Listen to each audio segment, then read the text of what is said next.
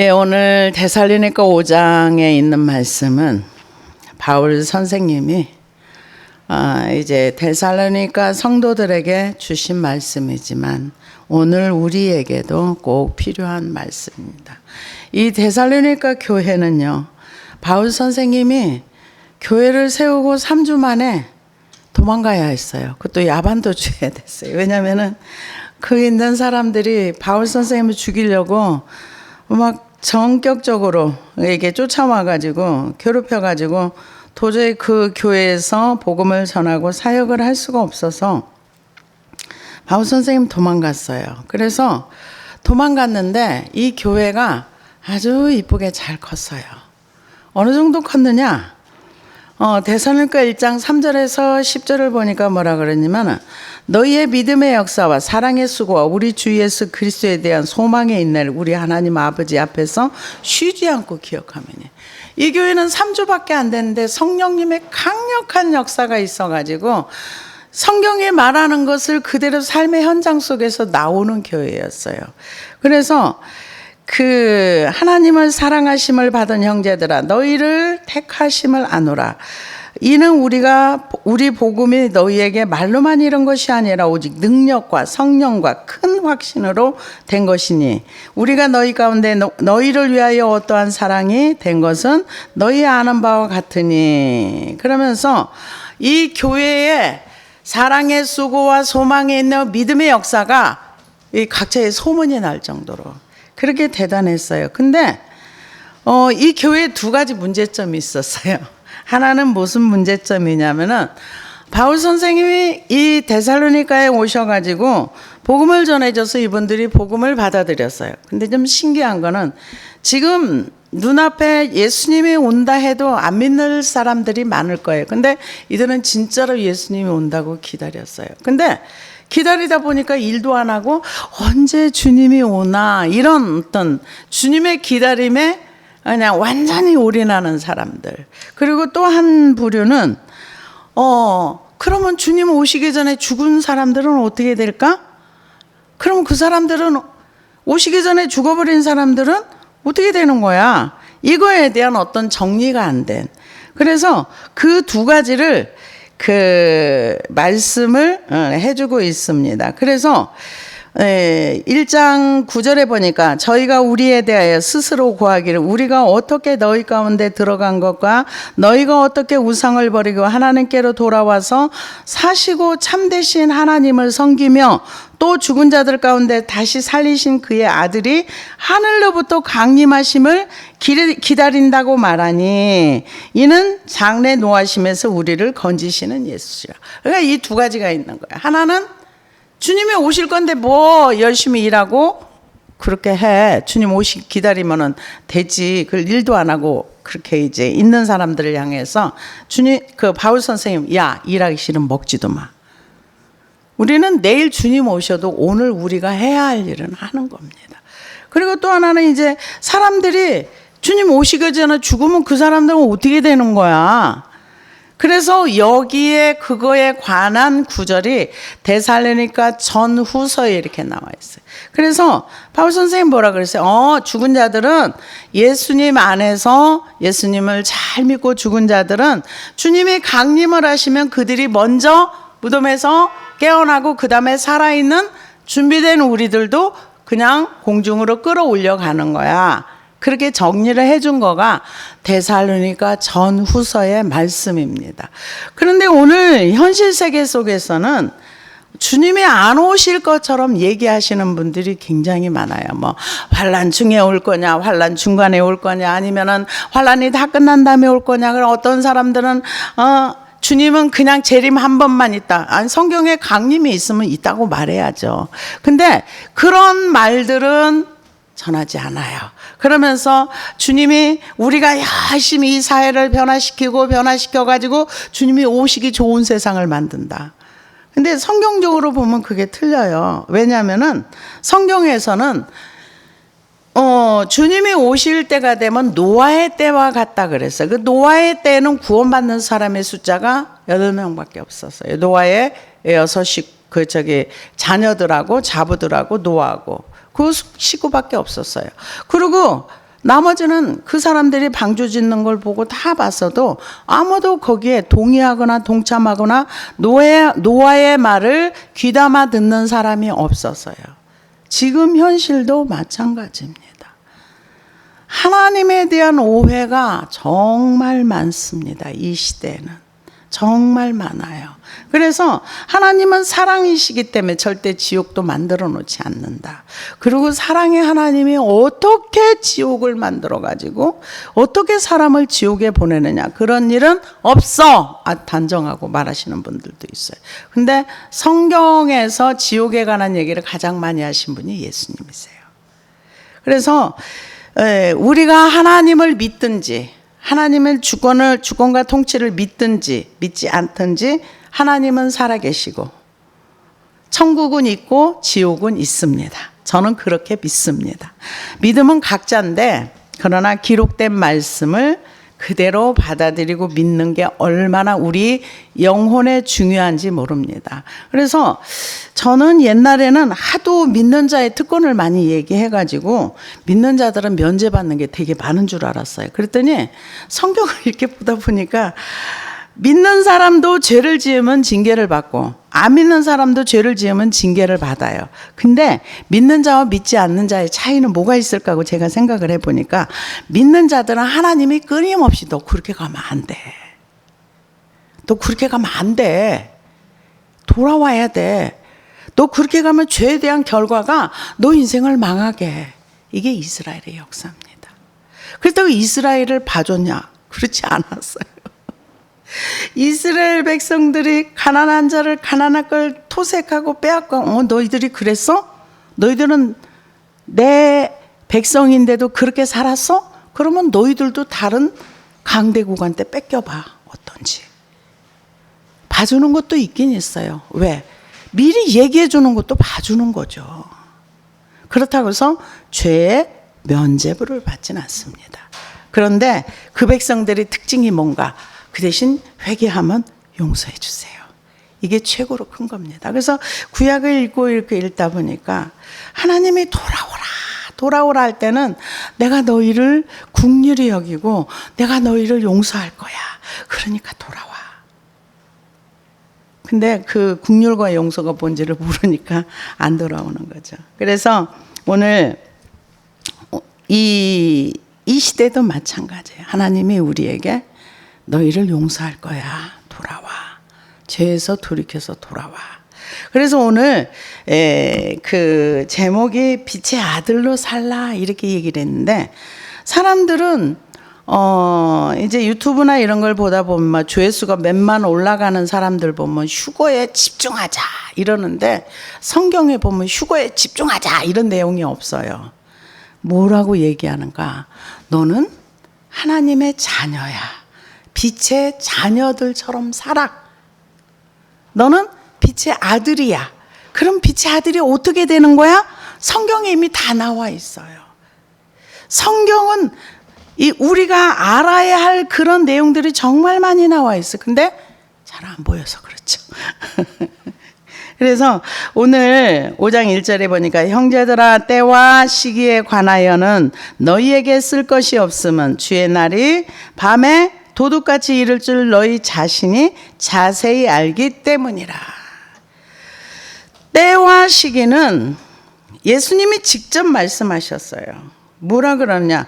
언제 예수님이 오십니까? 그러니까 예수님께서 뭐라 그래요? 그거는 아버지 손 안에 있어. 사도행전 1장 예수님이 이제 승천하시려고 하니까 제자들이 그때도 물어보는 거예요. 그때 제자들의 우리는 하나님의 성령님의 강력한 역사가 없으면 눈에 보이는 것만 알아요. 그 제자들 눈에는 뭐예요? 예수님 부활승천에 가시면 어떡해? 왜? 이들이 원하는 건 이 지상에 하나님의 나라가 임해가지고 빨리 왕국이 세워져야 그래 예수님 왕이 되시고 우리가 거기에 통치하는 자에 한 자리 끼지. 왜 예수님이 올라가려고 하는 거야? 그러니까 예수님 그 나라가 언제쯤 돼요? 때와 시기는 아버지 손에 있다. 그러고 가버리셨어요. 그래서 때와 시기에 관하여는 너희에게 쓸 것이 없다. 왜? 바울 선생님이 충분히 얘기를 해줬기 때문에 할 필요가 없다. 두 번 다시 말할 필요가 없을 만큼 얘기를 잘해줬다 이 얘기죠. 그래서 주의 날이 밤에 도적같이 이를 줄 너희 자신이 자세히 알기 때문이라. 그들이 평안하다 안전하다 할 그때 임신한 여자에게 해산의 고통에 이름과 같이 멸망이 갑자기 그들에게 이르리니 결코 피하지 못하리라. 그러니까 주님이 이 세상에 오실 때 사람들은 안전하다 평안하다 이러면서 산다는 거죠. 전혀 이 세상에 문제가 없어. 이 지구는 영원할 거야. 화성에 가 살면 되지 뭐. 이런 식으로 해서 장애가 있는 사람 이렇게 해가지고 하면 돼. 내가 지금 해서 성공했잖아. 앞으로 더 큰 장애, 알츠하이머, 치매, 암 다 정복할 거야. 지금 사람들은 그런 기대를 걸고 있어요. 그리고 실제로 암이 만들어지는 것, 노화가 만들어지는 그런 부분을 정확하게 이제 알아가지고 이제 그것을 치유하는 그게 나오면 노화도 암도 다 정복이 된다. 이런 얘기들이 떠오르고 있습니다. 그런데 그래서 평안하다, 안전하다. 이 세상은 영원할 거야. 이렇게 생각을 하는데 뭐라고 얘기합니까? 임신한 여자에게 해산의 고통에 이른 것 같이 아이를 베고 있으면 언젠가는 때가 되면 나오는 것처럼 하나님의 시간대가 되면은 그래서 마태복음 24장에 보면은 뭐라 그러냐? 재난의 시작이랬어요. 처처의 기근과 지진과 이런 그 전염병이 있는 건 재난의 시작이라. 그러니까는 시작인 거지 출산할 때가 아니라는 거죠. 이런 것이 오면은 주님이 오실 때가 가까이 오고 있구나 이렇게 받아들이라는 겁니다.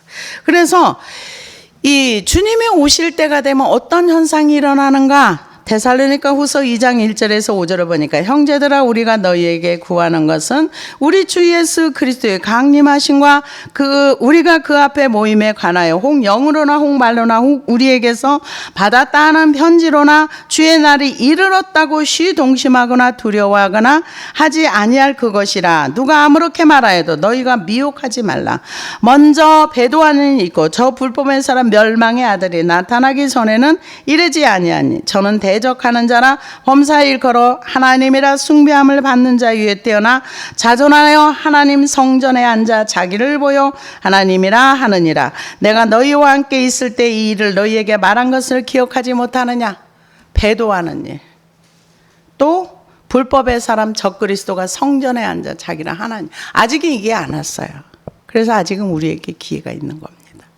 그런데 이렇게도 얘기합니다. 이 성전이 지어지고 거기에 적그리스도가 앉으려면은 먼저 성전이 지어져야 되고 뭐 전쟁이 여러 가지 학설이 있어요. 그러나 그거는 두고 봐야 됩니다. 어떤 이 성경에 나오는 거를 보면 제일 먼저 배도하는 일이 있다 그랬어요. 근데 어제 어떤 분이 이제 글을 써서 올렸는데 우리나라 어떤 방송국을 만들었던 그분 목사님이신데 이런 얘기를 했다 그러더라고요. 우리가 이제 사람을 중심에서 생명으로 간다. 그래서 저는 이게 무슨 얘기야? 사람 중심에서 생명 중심으로. 이게 무슨 얘기지? 뭘 얘기하는 걸까? 그걸 들어봤더니 사람 중심에서 우리는 하나님 중심으로 가야 돼. 원래는 나 중심에서 하나님 중심으로 인생을 사는 게 맞아. 모든 중심의 하나님 기준으로 그래야 되는데 생명 중심이라는 거는 고양이, 이 개를 잡아먹으면 식용하면 안 되고 그를 생명을 귀하게 여기는 그 중심으로 가야 된다. 거기에 자기가 동참하기로 했다. 우리 직원들도 다 그렇게 하기로 했다. 이런 얘기를 하더라고요. 그러나 여러분들은 정확하게 성경을 알고 있으면 이 세상이 어떻게 흘러가든지 그거는 중요하지 않습니다. 우리는 처음에 모든 사람이 다 사람 중심, 내 중심으로 살다가 이게 아니구나. 아무든지 나를 따라오려거든 자기를 부인하고 자기 십자가를 지고 나를 쫓을 것이니라. 이게 로마서 11장에 있는 말씀처럼 창감람나무와 돌감람나무가 있는데 창감람나무 가진 이스라엘이 믿지 아니함으로 꺾였는데 돌 감람나무 이방인 우리들이 돌 감람나무에 꺾여가지고 참 감람나무에 접붙임을 대면 참 감람나무의 열매를 맺는다. 철저하게 자아가 죽어야 예수님과 접붙임이 된다. 이거를 얘기하고 있습니다. 생명이라는 그래서 저는 예수 그리스도의 생명인 줄 알았어요. 그랬더니 개 고양이의 생명이더라고요. 그래서 우리는 하나님 중심으로 사는 삶이 우리의 일상의 삶이 돼야 되는 겁니다. 그래서 그 하나님 중심의 삶, 하나님 말씀에 순종하면서 사는 삶도 있지만 전혀 그렇지 않은 사람들에게는 어둠에 있다 이렇게 얘기를 합니다. 그래서 형제들아 너희는 어둠에 있지 아니하매 그날이 도둑같이 너희에게 임하지 못하리니 너희는 다 빛의 아들이요 낮의 아들이라. 빛의 아들이라는 게 무슨 얘기일까요? 빛의 아들이 어떻게 된다는 겁니까? 빛의 어둠이라는 얘기는 조금 설명을 해드리고 어둠에 있지 아니하매 근데 어둠은 스코테이라는 헬라어 단어를 쓰는데요. 불신앙의 상태랍니다. 불신앙의 상태. 임박한 멸망에 대한 무지, 무감각한 도덕심 이런 것을 얘기하는데요. 그래서 로마서 13장 9절에서 14절을 보니까 간음하지 말라, 살인하지 말라, 도둑질하지 말라, 탐내지 말라 한 것과 그 외에 다른 계명이 있을지라도 내 이웃을 내 몸과 같이 사랑하라 하신 그 말씀 가운데 다 들었느니라. 사랑은 이웃에게 악을 행하지 아니하나니 그러므로 사랑은 율법의 완성이니라. 또한 너희가 이 시기를 알거니와 자다가 깰 때가 벌써 되었으니 이는 이제 우리의 구원이 처음 믿을 때보다 가까웠습니다. 밤이 깊고 낮이 가까웠으니 그러므로 우리가 어두움의 일을 벗고 빛의 갑옷을 입자. 낮에와 같이 단정히 행하고 방탕하거나 술 취하지 말며 음란하거나 호색하지 말며 다투거나 시기하지 말고 오직 주 예수 그리스도로 옷 입고 정욕을 위하여 육신의 일을 도모하지 말라. 그러니까 어둠의 일을 벗어버린다는 것은 죄를 벗는 걸 얘기해요. 그래서 빛의 갑옷은 뭐냐? 하나님의 말씀에 순종하면서 단정하게 살아가는 것. 이게 빛의 갑옷이라고 얘기를 하고 있습니다. 그래서 이 어둠의 일을 벗어버리고 빛의 갑옷을 입자 얘기했던 것처럼 그렇게 사는 사람은 어둠에 임하지 않는다는 거죠. 그럼 너희는 다 빛의 아들이요. 빛의 아들이라고 했는데 우리는 빛의 아들이 어떻게 만들어지는 겁니까? 빛의 아들은 뭐라고 얘기했냐면 예수님이 직접 말씀하셨어요. 예수께서 요한복음 8장 12절에 보니까 예수께서 또 일러 가라사대 나는 세상의 빛이니 나를 따르는 자는 어둠에 다니지 아니하고 생명의 빛을 얻으리라. 예수님을 따르는 자는 생명의 빛을 얻는다. 그렇게 얘기를 했고요. 요한복음 12장 35절에 36절을 보니까 예수께서 가라사대 아직 잠시 동안 빛이 너희 중에 있으니 빛이 있을 동안에 다녀 어두움에 붙잡히지 않게 하라. 어두움에 다니는 자는 그 가는 바를 알지 못하느니라. 너희에게 아직 빛이 있을 동안에 빛을 믿으라. 그리하면 빛의 아들이 되리라. 어떻게 빛의 아들이 되는가? 빛을 믿어야 된다는 거예요. 예수님을 믿어야지만 빛의 아들이 된다 이렇게 얘기를 해요. 그래서 그 예배서서 5장 8절에서도 너희가 전에는 어두움이더니 이제는 주 안의 빛이라. 빛의 자녀들처럼 행하라. 과거에는 우리가 완전한 어둠이었어요. 근데 예수님을 믿는 거 이것이 빛의 아들이 된다 이렇게 얘기했어요. 그리고 빛의 자녀가 되었으면 자녀처럼 행하라. 자녀처럼 살아라. 그 얘기가 될 수가 있겠죠. 그래서 그런데 모든 사람이 다 나 예수 믿어요. 그래서 빛의 아들이 시작이 됩니다. 그런데 요한복음 1장 12절에 13절을 보니까 영접하는 자, 곧 그 이름을 믿는 자들에게는 하나님의 자녀가 되는 권세를 주셨으니 이는 혈통으로나 육정으로나 사람의 뜻으로 나지 아니하고 오직 하나님께로부터 난 자들이라. 하나님으로부터 태어나서 아들이 되면 권세를 준다는 거죠. 그럼 그 아들이 어떻게 되는가? 로마서 8장 12절에 16절을 얘기합니다. 그러므로 형제들아 우리가 빚진 자라되 육신에게 져서 육신대로 살 것이 아니니라. 너희가 육신대로 살면 반드시 죽을 것이로되 영으로서 몸의 행실을 죽이면 살리니 무릇 하나님의 영으로 인도함을 받는 그들은 곧 하나님의 아들이라. 너희는 다시 무서워하는 종의 영을 받지 아니하였고 양자의 영을 받았으므로 아바 아버지라 부르짖느니라. 성령이 친히 우리의 영으로 더불어 우리가 하나님의 자녀인 것을 증거하시나니. 그러니까 영접하는데 혈통으로나 육정으로나 자녀가 되었어요.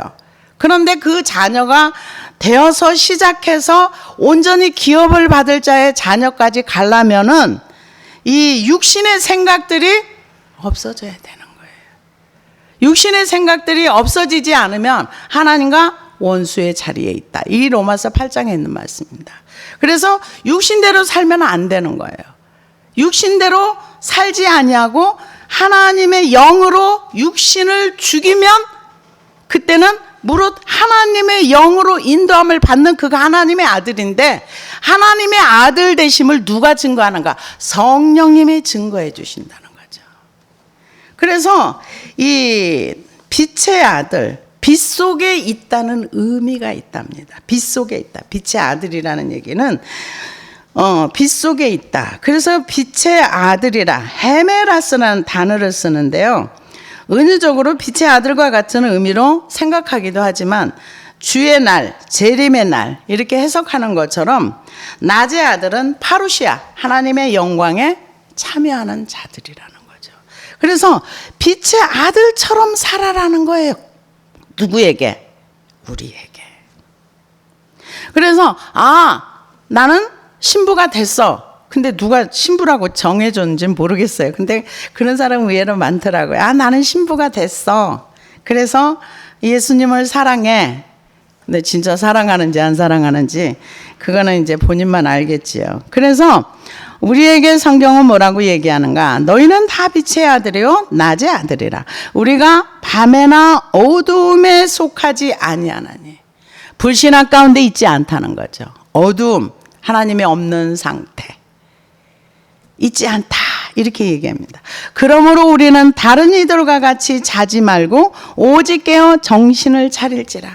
잔다는 건 뭐예요? 감각이 없는 겁니다. 자면은요 누가 불러도 모르고 두들겨 패도 모르고 갔다가 밖에 던져도 모르고 깊이 잠들면 몰라요. 그래서 성경에서 잔다 하는 거는 죽음을 의미하기도 하고 영적으로 무지한 상태로 들어가는 거, 완전한 어두움에 있는 거, 이것을 얘기하기도 합니다. 그래서 자지 말라는 거죠. 어둠에 속하지 말라는 거죠. 그래서 빛의 아들이요 낮의 아들이라. 우리가 밤이나 어둠에 속하지 아니하나니. 그러므로 우리는 다른 이들과 같이 자지 말고 오직 깨어 정신을 차릴지라. 우리가 마태복음 25장에 보면은 다 졸며 잘세. 다 졸며 잔다 그랬어요. 주님이 오실 때 깨어있는 사람이 없다는 거죠. 다 졸며 잘세. 그런데 처녀 5은 못 갔어요. 그리고 5은 들어갔습니다. 근데 거기에 예수님이 뭐라고 얘기하는가? 열어주소서. 그러니까 기름사 가지고 와서 열어달래. 나는 너희를 몰라. 근데 이 말이 어디 있습니까? 마태복음 7장에도 똑같은 말씀이 나와요. 주의 이름으로 선지자 노릇하며 주의 이름으로 귀신을 쫓아내며 주의 이름으로 뭐라고 했다. 그런데 나는 너희를 도무지 몰라. 모른다는 얘기는 뭐예요? 교제가 없다는 거죠. 교제는 어떻게 합니까? 이게 성경에 나와 있어요. 요한일서 5장에서 보면 죄 없다 하는 자는 하나님을 거짓말하는 자로 만든다 그랬어요. 우리가 우리의 죄를 자백하고 고백하면 우리와 하나님과의 관계에 사귐이 있고 교제가 있다는 얘기예요. 이 일을 하려고 열심히 노력하는 사람 많습니다. 그러나 하나님과 교제하며 하나님과 소통하면 요즘 시대는 신사도라 그래서 이단으로 취급을 합니다. 근데 성경에서는 하나님과 사귐이 있는 사람은 죄를 자백하고 고백하고 하나님이 죄 있다 말하면 내가 죄가 있습니다. 인정하고 그 죄를 하나님께로 가지고 가는 그 사람은 하나님과 사귐이 있다 이렇게 얘기를 해요. 그래서 자지 말라. 잔다는 거는 하나님에 대해서 아예 덮어둔 상태. 전혀 교제가 없는. 자는 사람하고 교제 못 하잖아요. 그래서 정신을 차릴지라. 자는 자들은 밤에 자고 취하는 자들은 밤에 취하되 우리는 낮에 속하였으니 정신을 차리고 믿음과 사랑에 호신경을 붙이고. 믿음과 낮에 속하였는데 믿음과 사랑에 호신경이라 그랬어요. 정신을 차리고 믿음과 사랑에 호신경을 붙이고 구원의 소망의 투구를 쓰자 그렇게 얘기했는데 에베소서에는 전쟁하는 사람들이 구원의 투구와 의의 흉배와 믿음의 방패와 말 성령의 검을 가지고 싸워라 이렇게 얘기를 했어요. 그런데 구원의 투구는 우리의 믿음의 확신을 얘기합니다. 구원의 투구. 그리스도로 예수를 믿는 사람으로서 갖추어야 할 요소라고 볼 수가 있습니다. 그래서 흉배는 금속이나 가죽으로 만들어지며 우리 몸의 가장 중요한 기관을 적의 타격으로부터 보호하는데 모든 병사들은 한 개의 흉배를 착용하게 되는데 이것은 소홀히 하면 생명이 위험에 빠질 수 있다는 거죠. 그래서 방패가 뭐냐면 믿음의 방패예요. 에베소서 6장에 보면은 믿음의 방패라는 거는 어떤 적의 불화살이 날아올 때 믿음으로, 그 믿음이 뭐예요? 기록된 말씀을 내가 믿는 게 믿음이에요. 믿음으로 막아내는 거예요. 그래야 내가 심하게 다치지 않는다는 겁니다. 그래서 그 의의 흉배를 붙이고 그 에베소서는 그렇게 얘기했는데 여기는 세 가지만 얘기했어요. 믿음과 사랑의 호신경을 붙이고 구원의 투구의 소망의 투구를 쓰자. 사랑이라는 거는 뭐라고 얘기하냐? 사랑의 수고, 사랑이라고 여기에서 말하는 사랑의 수고는 헬라어로 코포스인데 엄청난 노력이 기울여진 고생이랍니다.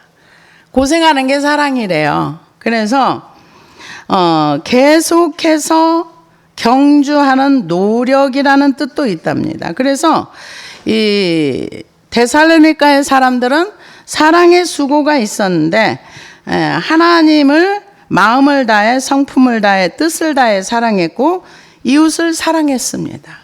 그런데 이제 그 두 가지로 인해서 여러 가지 어려움이 있을 때 바울 선생님이 이게 말씀을 기록해서 보내준 걸 봅니다. 그래서 믿음이라는 거는 요한일서 5장 4절에 보니까 대저 하나님께로 난 자마다 세상을 이기느니라. 세상을 이김은 이것이니 우리의 믿음이니라. 세상을 무엇으로 이기느냐? 우리 믿음으로 이긴다는 거예요. 그래서 사탄이 우리에게 그 불화살을 쏴댈 때 믿음으로 여기에 나와 있는 믿음이나 거기 믿음의 방패나 같다고 봐야 되겠죠. 그래서 사랑의 호신경을 붙이고 구원의 소망의 투구를 쓰자. 그래서 우리의 삶 가운데서 이제 주님을 기다리는 태도와 자세는 뭐냐? 어두움에 속하지 아니하고 빛의 아들로 살아가는데 그 우리 자신을 보호하기 위해서 구원의 투구를 쓰고 믿음과 사랑의 흉배를 붙이고 호신경을 붙이고 구원의 투구를 쓰고 그리고 가자 이겁니다. 그래서 하나님이 우리를 세우심은 노하심에 이르게 하심이 아니요 오직 우리 주 예수 그리스도로 말미암아 구원을 받게 하려 하심이라. 이 하나님이 심판하실 때 이제 재림하실 때 이유는 우리 믿는 자들을 위해서 심판하려고 주님이 강림하시는 것이 아니라 이 세상을 심판하기 위해서 주님이 강림하시는데, 재림하시고 강림하시는데, 근데 우리는 하나님의 진노 가운데 들어가는 자가 아니라 우리는 거기에서 빠진다는 거죠. 지금 그것을 얘기합니다. 그래서 우리를 세우심은 노하심에 이르게, 우리를 심판에 던지려고 우리를 지금 준비하라는 게 아니라는 거죠. 근데 사람들은 요한계시록을 보면 엄청 무서워하고 두려워합니다. 왜? 지구의 3분의 1이 뭐 어떻게 되고. 그래서 과학자들이 얘기하는 거 보니까 앞으로 바다가 어떻게 될지를 모른다 이렇게 얘기를 하더라고요. 왜 그러는가 봤더니 지난번에 그 멕시코에서도 보니까 그 고기가 하얗게 막 어마무시하게 죽어 있더라고요. 너무 이제 뭐 어째서 죽었다고 얘기를 하더라고요. 근데 이 바다의 수온이 계속 높아지면은 바다가 어떤 현상이 일어날지 모른다 이렇게 얘기를 하더라고요. 그래서 하나님이 우리를 이렇게 구원의 투구를 쓰고 믿음과 사랑으로 호신경을 붙이고 이러면서 소망 가운데 있는 걸 우리를 심판하려는 것이 아니라 우리를 보호하고 구원하시기 위한 목적이니까 이걸 잘 준비해라 이 얘기예요. 그래서 우리 주 예수 그리스도로 말미암아 구원을 받게 하려 하심이라. 예수께서 우리를 위하여 죽으사 우리로 하여금 깨어 있든지 자든지 자기와 함께 살게 하려 하심이라. 여기 깨어 있다는 거는 빛의 아들로 살고 빛의 자녀로 살아가면서 주님을 만나면 깨어 있는 자가 되는 거고, 여기서 자든지는 이미 주님 오시기 전에 먼저 하늘나라에 간 사람들, 그런 사람들을 얘기합니다. 그래서 그 목적이 뭐냐? 하나님이 우리에게 지금 이렇게 주님이 오실 때 가까이 왔을 때 너 자신을 준비하고 거룩한 삶으로 너를 이렇게 이쁘게 만들고 이런 하나님의 빛의 자녀로 살아야 할 이유가 뭐냐? 하나님과 함께 살기 위해서. 목적이 그거랍니다. 하나님과 함께 살기 위해서. 하나님이 우리를 이 노하심에 이르거나 이런 건 절대 아닙니다. 그래서 하나님께서 우리에게 좋은 거를 주시려고.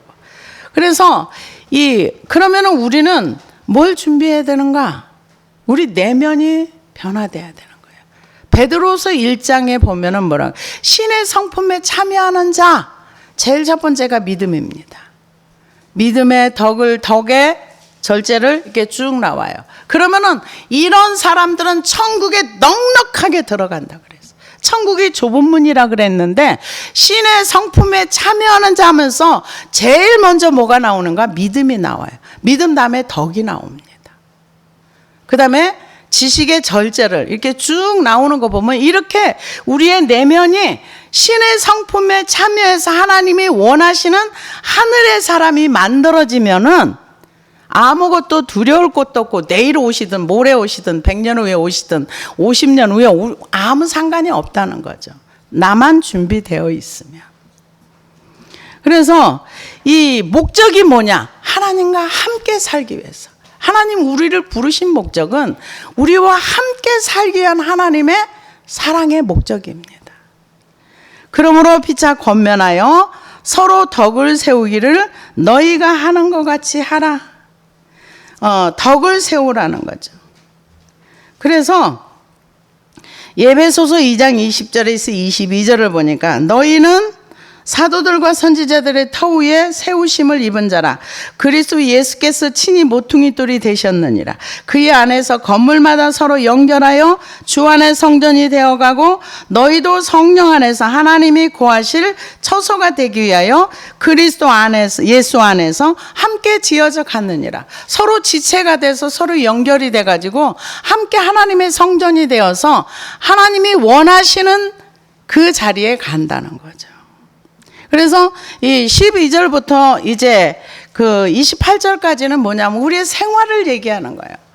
그렇게 어둠에 거하지 아니하고 빛의 자녀로 살기 위해서는 항상 기뻐해야 되고 서로 연합해야 되고 그리고 이제 쭉 생활을 얘기해 놨습니다. 목적을 얘기하고 생활을 얘기했어요. 그러고 나서 뭐라고 얘기하느냐면은 23절에 보면은 평강의 하나님이 친히 너희를 온전히 거룩하게 하사 또 너희의 온 영과 혼과 몸이 우리 주 예수 그리스도의 강림하실 때 흠없이 보존되기를 원하노라. 하나님은 우리에게 흠도 없고 티도 없고 점도 없이 주님이 오실 때까지 잘 보존돼서 주님과 함께 있기를 원하는 사랑의 메시지입니다.